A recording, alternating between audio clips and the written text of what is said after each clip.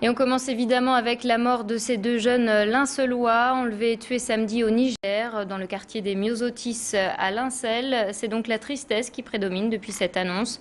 Antoine de Léaucourt et Vincent Delory avaient tous les deux 25 ans. Antoine devait se marier au Niger avec sa fiancée.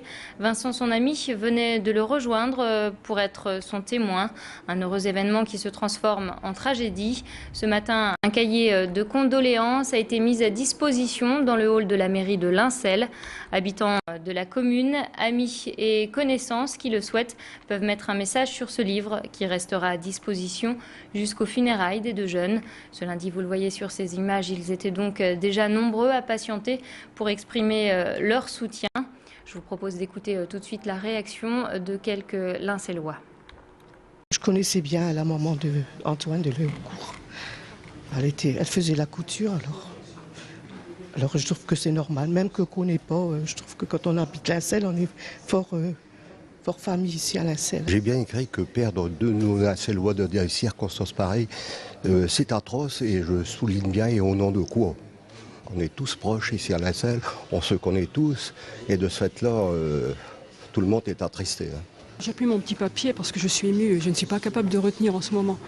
J'ai écrit une pensée pour la famille et les amis de nos compatriotes. N'oublions pas les autres otages.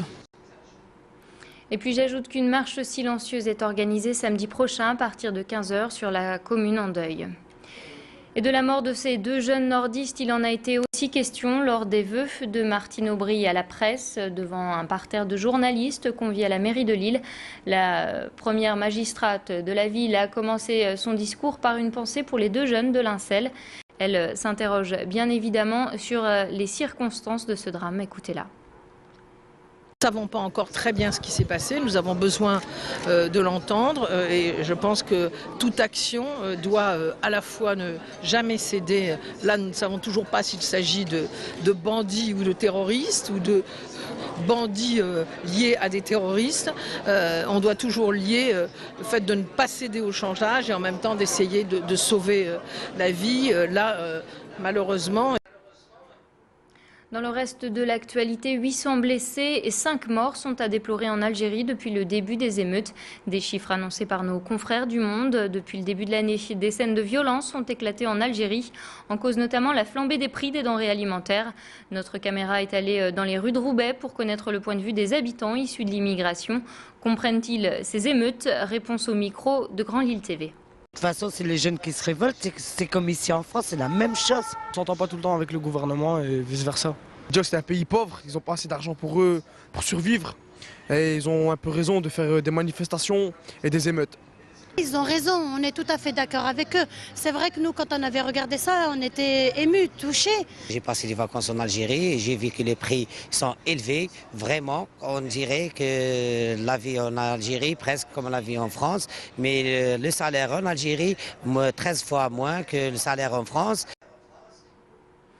Dimanche, le PS a rendu hommage à François Mitterrand. Plusieurs gerbes de fleurs ont été déposées place Mitterrand à Lille pour célébrer les 15 ans de la mort du président à l'écharpe rouge.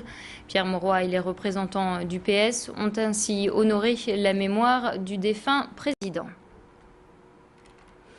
En bref, il n'y aura plus de vol Lille-Marseille par la compagnie Ryanair. La compagnie low cost quitte l'aéroport de Marseille-Provence en raison de poursuites judiciaires pour travail dissimulé.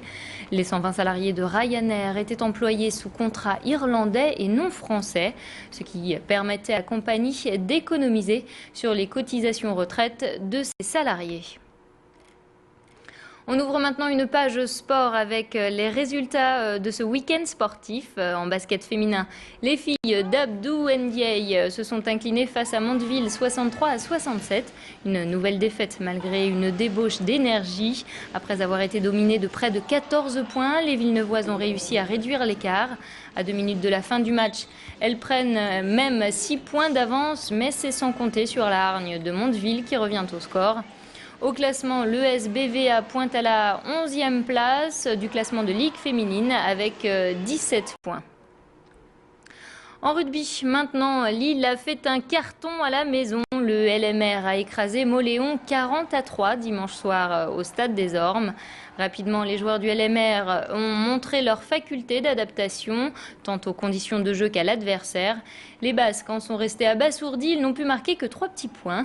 Une sévère correction qui a enchanté le public lillois et évidemment l'entraîneur du LMR.